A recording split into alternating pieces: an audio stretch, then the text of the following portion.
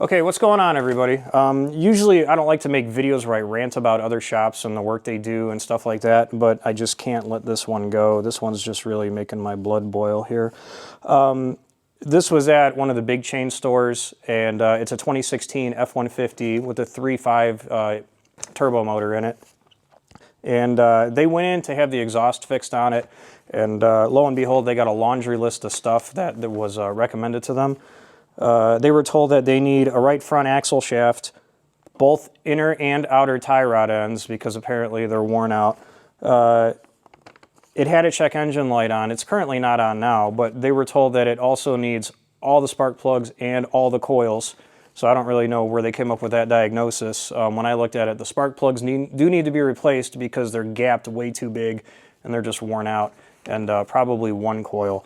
But they also need rear shocks. They got quoted over $5,000 worth of work just to go in to get their exhaust fix and a check engine light. So I just want to show you what I found, because the customer declined all the repairs except the muffler, and then they called us and then wanted us to check it out. So I'm going to have Drew shake the wheel so I could show you guys what the tie rods look like and see that this is all a bunch of BS.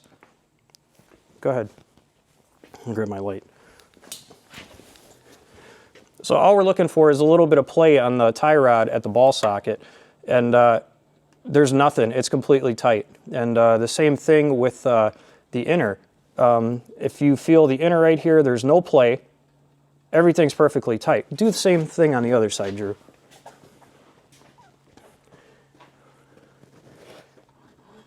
Same thing here. Everything looks fine, completely tight. They told them that they need a right front axle, when in reality, I don't know if I can get in there. They just need a right front axle seal. They don't need to replace the whole axle assembly. I don't know why they would think that. But also, the rear shocks aren't leaking. We drove it. It doesn't ride bad. They're not blown out. The shocks look fine. They're not leaking. They're a little rusty, but that's about it.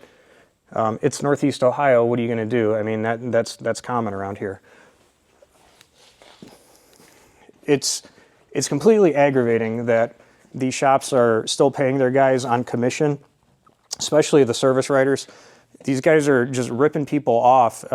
It doesn't need any of that stuff. The only thing I'm going to recommend to her is getting a new axle seal, and then we're going to put those plugs in the coil in it, and that's it. Even if you look, I'm going to show you guys the muffler. I'll show you what a half-ass job they did on the muffler. She got charged over $1,000 for this. They put a muffler on, they clamped it right there, but then they didn't even do a good job clamping it here, because you can see all the soot coming out from the job that they did. So none of this looks good. I wouldn't have paid $1,000 for this, but it's their lifetime muffler.